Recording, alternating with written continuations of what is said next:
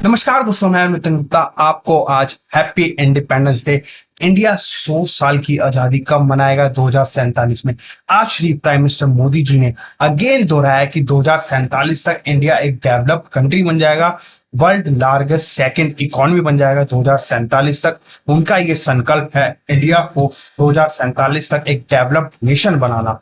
तो उन्होंने उसमें क्या मांगा? उसमें एक युवा का योगदान मांगा, युवा का सहयोग मांगा, युवा का परिश्रम मांगा बेसिकली है। लेकिन मैं आपको बताऊं, ये सब आपके बिना पॉसिबल नहीं है, क्योंकि अगर बात की जाए, हमारे देश को आजाद हुए आज 79 ईयर्स हो चुके हैं, लेकिन आज भी हम एक चीज के आज भी गुलाम हैं, वो है हमारी मानसिकता के गुलाम। हम अपनी मानसिकता के गुलाम में आज भी फंसे हुए हैं, क्योंकि बेसिकली जब तक हमारा माइंडसेट नहीं खुलेगा, हम कैसे अपनी इकोनॉमी में योगदान करेंगे, कैसे हम भी एक आजादी पा सकेंगे, फाइनेंशियली आजादी। मैं यहाँ बात करने वाला हूँ फाइनेंशियली आजादी की, कि हमने वैसे तो अंग्रेजों से आजादी पा ली, लेकिन फाइनेंशियली हमें आजादी होना पड़ेगा, हमें खुद भी फाइनेंशियली इंडिपेंडेंट होना पड़ेगा अपने लाइफ में। तो किस तरीके से हो सकता है? ये मानसिकता का गुलाम हम क्यों बने हुए हैं आज भी? क्योंकि एक बिल गेट्स का एक बहुत अच्छा उदाहरण है। उन्होंने एक बारी बात कही थी कि अगर सब लोगों का, चाहे अमीर हो गरीब हो, उन सबका पैसा मिला के इकट्ठा करके सब में बराबर बांट दिया जाए, तो आने वाले कुछ सालों में जो पहले अमीर थे वो दोबारा से अमीर हो जाएंगे, और जो पहले गरीब थे वो दोबारा से गरीब हो जाएंगे।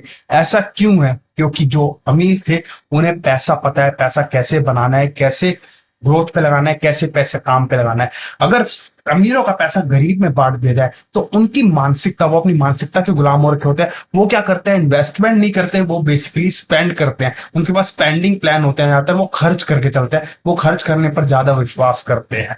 तो यही चीज होता है, सोच का फर्क होता है। इसीलिए बिल गेट्स ने ये बहुत बड़ी बात बोली। ये बात बहुत बड़ी सोचने वाली बात है, गहराई में सोचने वाली बात है।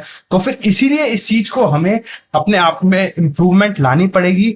हमें अपने आप को भी फाइनेंशियली फ्री करना पड़ेगा, उसके लिए प्रॉपर प्लानिंग करनी पड़ेगी अपने आने वाली लाइफ की, आने वाली जनरेशन की, कि हम भी 2047 तक हम भी एक फाइनेंशियली फ्री हो सके। तो उसके लिए क्या है? आपको प्रॉपर फाइनेंशियली प्लान करना पड़ेगा।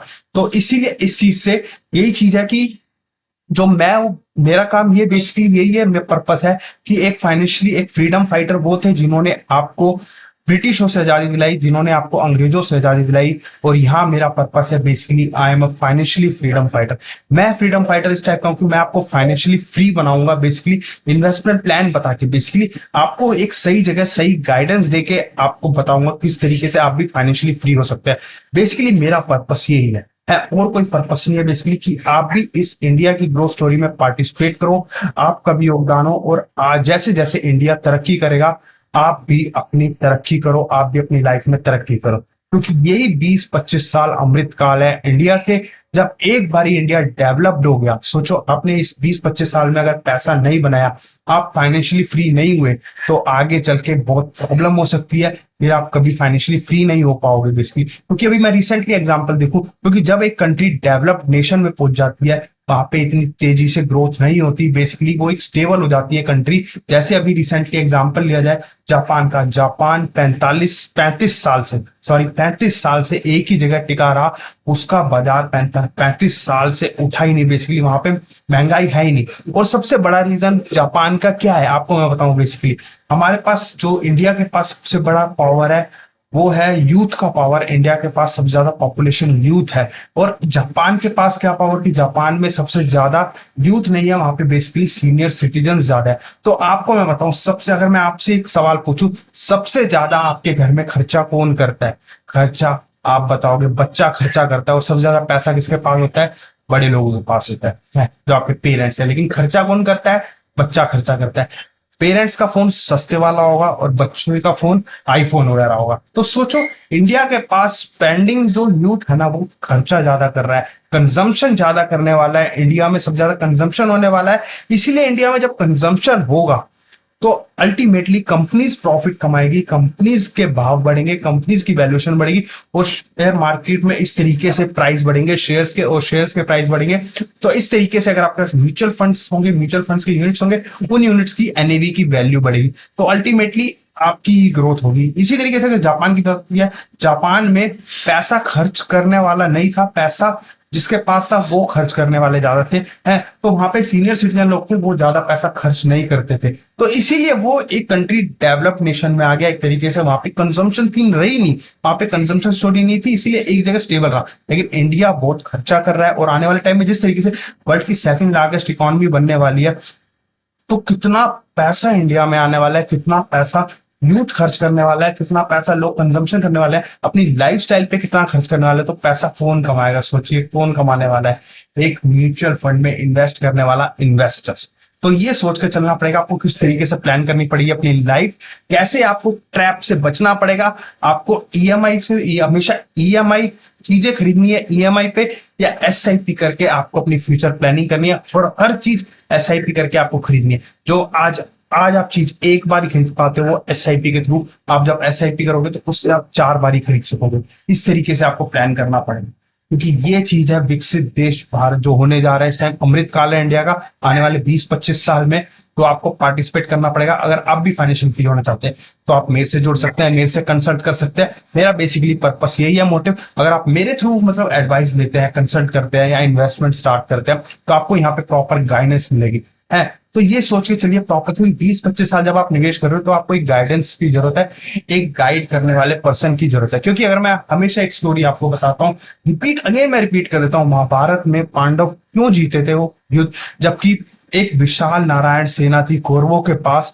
जो पूरे वर्ल्ड में किसी से नहीं हार सकती थी। तो ये चीज था, लेकिन फिर भी 5 पांडव से कौरव हार गए थे, क्योंकि उनके पास एक गाइड करने वाले कृष्ण भगवान थे, जिन्होंने उन्हें प्रॉपर गाइड करा।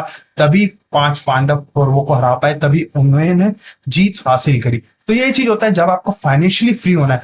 फाइनेंस के अंदर भी आपको एक गाइडेंस की जरूरत है, आपको फाइनेंशियल एडवाइस की जरूरत है, जो आपको 20-25 साल तक गाइड कर सके। क्योंकि मार्केट में उतार चढ़ाव आता है, पैनिक हो गया आप जब आप खुद से करोगे। अगर आप डीआईवाई हो, अगर आप डू इट योरसेल्फ, मतलब खुद से कर रहे हो इन्वेस्टमेंट, तो आपके पैनिक को कौन समझेगा? आप किससे क्वेश्चन करोगे कि मेरी इन्वेस्टमेंट सही है गलत? आपको कौन गाइड करेगा कौन सा फंड आपके लिए सुटेबल है, कौन सा मकसद है, किस गोल पर्पस के लिए आप इन्वेस्टमेंट कर रहे हो? बेसिकली विदाउट गोल अगर आप इन्वेस्टमेंट कर रहे हो, खुद से इन्वेस्टमेंट कर रहे हो, अगर आपने अपनी लाइफ में पर्पस नहीं बनाया है, तो समझ लीजिए वो इन्वेस्टमेंट एक नाव है बिना चप्पू की, जो नाव बस चले जा रही है बिना नाव के। जिस साइड भी इन्वेस्ट, मतलब जैसे होता है ना समुद्र में नाव चली जा रही है, जहां भी भाव आया वहीं पे नाव चलेगी। कोई स्ट्रेटेजी नहीं है, कोई प्लान नहीं है, कोई गोल नहीं है। तो इन्वेस्टमेंट प्रॉपर एक गोल के साथ होनी चाहिए, तभी आप अचीव कर पाओगे अपना गोल, जो इन्वेस्टमेंट का गोल होगा उसमें। क्योंकि 20-25 साल का आपको टाइम देना है।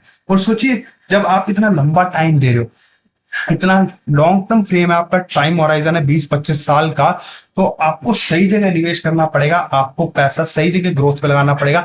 पता चला आपने ऐसी जगह इन्वेस्ट करके चल रहे हो, टाइम तो दिया, चलो पैसा भी दिया आपने, पैसे की तो बात अलग है, टाइम कितना बढ़ा दे दिया 20-25 साल बाद, जब आपको पता चला यार मेरा पैसा तो इतना ही इकट्ठा हुआ, ये तो इन्फ्लेशन को भी बीट नहीं कर पा रहा, आज तो उससे भी ज्यादा 20-25 साल बाद महंगाई है जब मैंने इन्वेस्टमेंट स्टार्ट करके। तो आपको बनाना पड़ेगा गोल की आपको रियल रिटर्न बनाना है ज्यादा, अपनी इन्फ्लेशन से ज्यादा। तो इस तरीके से प्लान करके चीज के लिए आप मेरे थ्रू भी कंसल्ट कर सकते हैं। बाकी मेरा मकसद यही है, पर्पस यही है। तो आपको अगेन स्वतंत्रता दिवस की हार्दिक बधाइयां, शुभकामनाएं। हम चाहते हैं आप भी तरक्की करें, इस इंडिया की ग्रोथ स्टोरी में पार्टिसिपेट करें, और आप भी खुश रहें, आप भी फाइनेंशियली फ्री हो। नमस्कार।